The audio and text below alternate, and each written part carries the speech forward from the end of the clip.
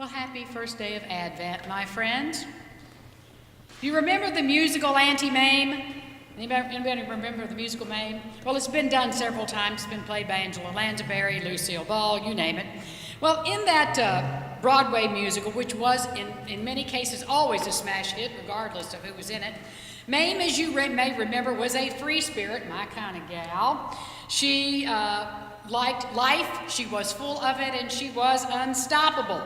Now, in the story, when the stock market crashed, Auntie Mame made a decision as to how she was going to face her crushing financial downturn. What she decided to do was both inspired and inspiring. She sang out to her newly impoverished household, "We need a little Christmas right this very minute. Candles in the window, carols at the spinet." The indomitable Auntie Mame refused to allow her circumstances to rule her life, so into her present darkness, she invited the light and the light of Christmas. Not as a religious exercise particularly, but as a very human one, and I think she was onto something. She realized that Christmas has both presence and power. It did, it does, it will. Some get it, some don't. Go figure. Now, all my life, and probably all of yours, you've heard the traditional seasonal complaints this time of year about how early Christmas comes into the stores, and they go kind of like this. "Why, it isn't even Halloween yet, and Dillard's has got the Christmas decorations up." Or maybe you've heard this one, or maybe you've said this one. "Christmas just gets earlier and earlier every year." Now, I'm pretty sure folks have been saying those things forever, at least as long as there's been retail. But they say it whether in good humor or in sour. But beneath, I think, the complaint, which is what it is, there's something deeper. Beneath the complaint is really a longing, no matter what, that good can always rise. It is more felt than said, I get that. The expectancy that comes before Christmas. Underneath the complaint, it's that expectancy that comes before Christmas, and dare I call it hope?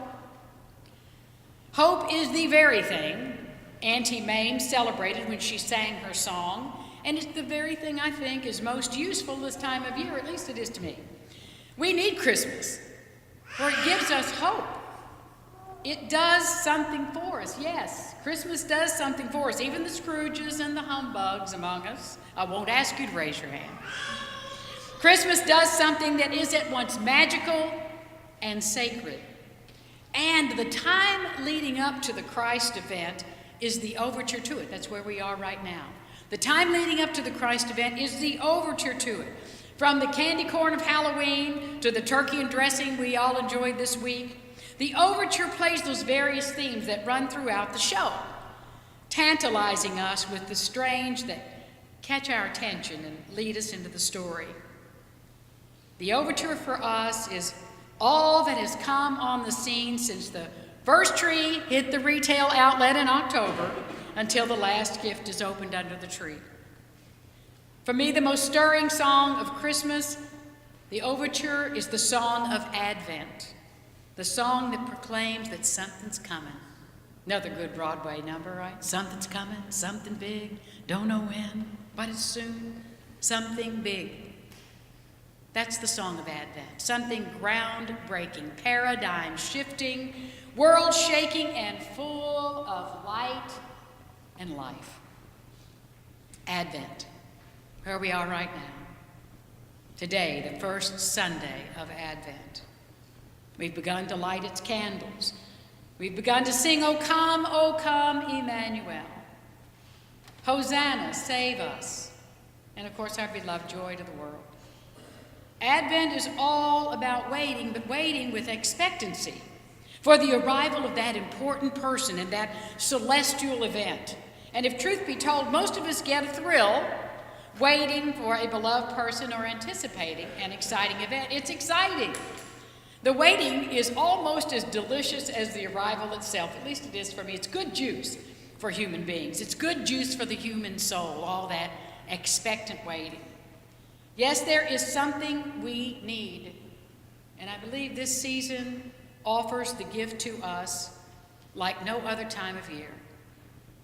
But it's a gift we have to be willing to open. Now, what else do we do this time of year? Well, if you went out on Black Friday, we shop, don't we? We shop and shop and shop till we drop. And we're hoping that we get that special someone or those special someones in our lives the very right thing. We hope that we can give ourselves a congratulatory pat on the back when our beloved says, "Oh, that's what I always wanted." It's a pretty simple exchange on the surface, but at its depth, I think it raises our spirits and it makes us feel glad, doesn't it? And that too is a very good thing. Now, to test my theory, and I have a theory, this Christmas, when it's time for you to open the gifts under the tree, do yourself a favor and watch the face of the gift giver as the gift is being opened. That's the face to see, because there you will see, if I'm right, the brightness of Christmas as they wait and watch the gift revealed in the hands of their child or grandchild, sister, father, or friend. Just watch the face and see Christmas come to life.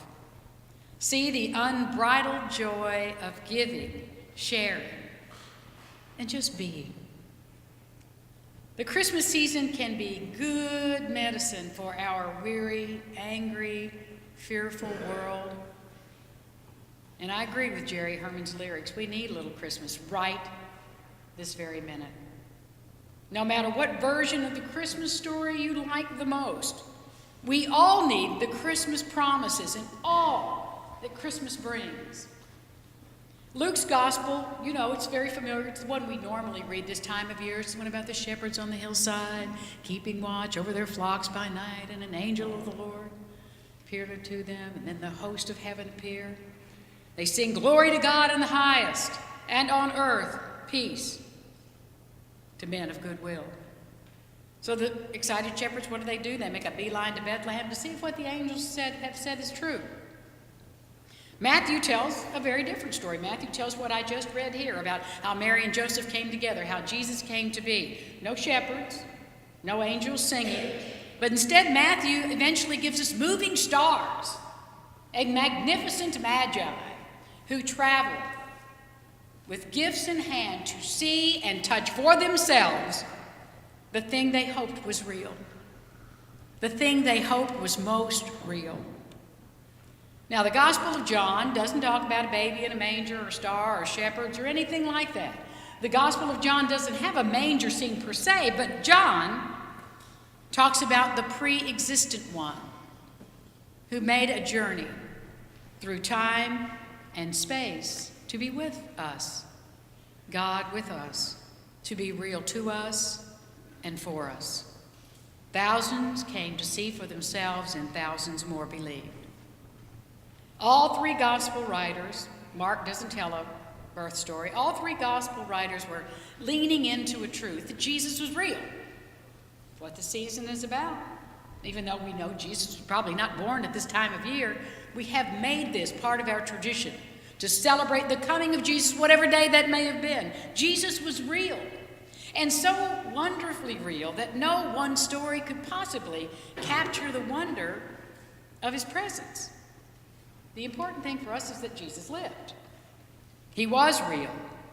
He was and is and will continue to be real if we open that gift. A joyful fact that Christmas celebrates year after year after year the gift of Jesus. Christmas truly fulfills our deepest human longings. We need that. We need a little Christmas right this very minute. The eternal optimist Norman Vincent Peale said it this way: Christmas waves a magic wand over this world, and behold, everything is softer and more beautiful. I like that. Christmas comes, and we'll continue giving its gifts of hope and peace, joy, light, new life, music, and community. For people of faith and people who stand outside faith, it is an ever-giving gift because it comes again and again to rise up in our hearts and in our imaginations our mundane world for a little while. Our everyday world is dressed up in garments of glitter and crowns of light, and for a brief season the world is kinder and gentler and more generous and far more beautiful. We need this. We are ennobled by it. If we would allow the spirit of Christmas to win the day, the promised peace on earth and goodwill to all might just have a snowball's chance. And I know we need that. Yes, I believe we need Christmas right this very minute. And I believe with every manger scene we set up on our mantles and every carol we sing, every gift we give, when we do this, we honor the presence of Christ among us, Christ in our hearts, Christ in our worlds. Come again then, sweet Christmas. Come again, sweet Christ. Lift us up, even as we lift up others in your name. We need it. We need you. I would say more, but others have said it better. So much better. So now I would like to share with you the wisdom of the season from poet Maya Angelou. She shows us in her words the lovely, lyrical truth of the season and what it can mean to all of us on planet Earth. It's called Amazing Peace. Thunder rumbles in mountain passes, and lightning rattles the eaves of our houses, and floodwaters await us in our avenues. Snow falls upon snow, falls upon snow to avalanche over unprotected villages. The sky slips low and gray and threatening. We question ourselves. What have we done to so affront nature? We worry God. Are you there? Are you there, really? Does the covenant you made with us still hold? Into this climate of fear and apprehension, Christmas enters. Streaming lights of joy and ringing bells of hope, and singing carols of forgiveness high in the bright air. The world is encouraged to come away from rancor, come the way of friendship. 'Tis the glad season. Thunder ebbs to silence, and lightning sleeps quietly in the corner. Floodwaters recede into memory. Snow becomes a yielding cushion to aid us as we make our way to higher ground. Hope is born again in the faces of children. It rides on the shoulders of our aged as they walk into their sunsets. Hope spreads around the earth, brightening all things, even hate, which crouches breeding in dark corridors. In our joy, we think we hear a whisper. At first it's too soft, then only half heard. We listen carefully as it gathers strength. We hear a sweetness. The word is peace. It is louder now, louder than the explosion of bombs. We tremble at the sound. We are thrilled at its presence. It is what we've longed for, what we've hungered for, not just the absence of war, but true peace, a harmony of spirit, a comfort of courtesies, security for our beloveds and their beloveds. We clap hands and we welcome the peace of Christmas. We beckon this good season to wait a while with us. We, the Baptist and Buddhist, the Methodist and Muslim, say, "Come, peace. Come and fill us and our world with your majesty." We, the Jew and the Jainist, the Catholic and the Confucian, implore you to stay a while with us so we may learn by your shimmering light how to look beyond complexion and see community. It is Christmas time, a halting of hate time. On this platform of peace, we can create a language to translate ourselves to ourselves, and to others. At this holy instant, we celebrate the birth of Christ Jesus into the great religions of the world. We jubilate the precious advent of trust. We shout with glorious tongues at the coming hope. All the earth's tribes loosen their voices to celebrate the promise of peace.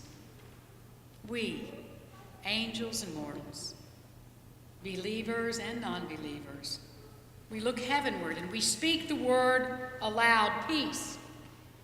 We look at our world and we speak the word aloud, peace. We look at each other and then into ourselves, and we say, without shyness or apology or hesitation, peace, my brother. Peace, my sister. Peace, my soul.